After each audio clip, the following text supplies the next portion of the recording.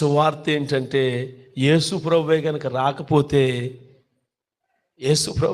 రాకపోతే ఈ రోజు కాదు, ఏనాటికో ఈ భూమి మీద ఉన్న మూగజీవులన్నీ బలైపోయి ఉండేవి.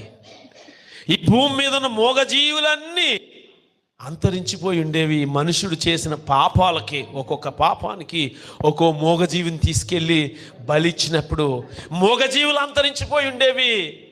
పాపం మాత్రం నివారణ అయి ఉండేది కాదు. జీవరాశులు అంతరించిపోయి ఉండేవి, కానీ పాపం మాత్రం ఆగిపోయేది కాదు. ఇటు పాపము నుంచి విమోచన కలిగి ఉండేది కాదు, ఇటు మూగజీవులు అంతరించిపోయేవి, ఇటు మనిషికి ఎప్పుడు కూడా సంపూర్ణ సిద్ధి కలిగి ఉండేది కాదు. అందుచేత